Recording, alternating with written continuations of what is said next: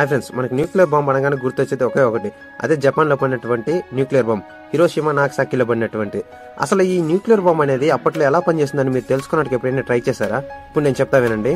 అప్పట్లో ఇప్పుడున్నంత కాంప్లెక్స్ గా గన్స్ అనేవి ఉండే కాదు. అలాగే న్యూక్లియర్ బాంబ్స్ ఇప్పుడు ఉండే టెక్నాలజీ ఏ విధంగా అంటే మనం చిన్నగా టాయ్ ఎలాగైతే ఆడతామో అటువంటి టెక్నాలజీ ఉపయోగించేవాళ్ళు.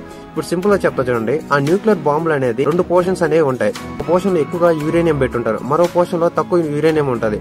ఎప్పుడైతే ఈ స్మాల్ క్వాంటిటీలో ఉన్నటువంటి యురేనియం అనేది ఆ లార్జ్ క్వాంటిటీ యొక్క యురేనియం టచ్ అవుతుందో ఆ టైంలో అక్కడ జరిగే రియాక్షన్ వల్ల ఆ న్యూక్లియర్ బాంబ్ అనేది ఎక్స్ప్లోజన్ అవుతుంది. ఎక్స్ప్లోజన్ అనేది చాలా కిలోమీటర్ డిస్టెన్స్ వరకు ఉంటుంది. ఒక భయం అనేది ఉంటుంది, పండ్లు ఒక సీడ్స్ కింద తింటే మన స్టమక్ లో గ్రో అవుతాయని.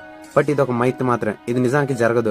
ఫర్ ఎగ్జాంపుల్ మనం ఒక వాటర్ మెలన్ సీడ్ కానీ తీసుకుంటే ఈ సీడ్ అనేది మన స్టమక్ లో వెళ్ళిపోగానే మన స్టమక్ అనేది దాన్ని అరిగించేస్తుంది. ఎలాగంటే మన బాడీలో అత్యంత పవర్ఫుల్ అయినటువంటి HCl యాసిడ్ అనేది ఉంటుంది. ఈ యాసిడ్ అనేది మన బాడీలో ఎటువంటి మెటీరియల్ పడినా కానీ దాన్ని కరిగించేస్తుంది. యాసిడ్ అనేది మన స్టమక్ లో ప్లాంట్ అనేది గ్రో కాకుండా చేస్తుంది.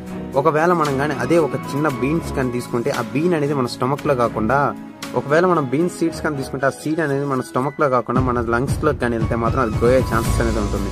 అసలు ఈ సీడ్ కానీ గ్రో అయితే మాత్రం ఒకవేళ మనకి ఊపిరాడడం అనేది చాలా కష్టంగా ఉంటుంది. ఎందుకంటే మన లంగ్స్ లో ఎయిర్ వెళ్ళే ఏరియాని బ్లాక్ చేస్తుంది. కాబట్టి ఇన్ఫర్మేషన్ నచ్చితే లైక్ చేయండి, మీ ఫ్రెండ్స్ ఎవరికైనా షేర్ చేయండి, ఛానల్ సబ్స్క్రైబ్ చేసుకోండి. Thank you.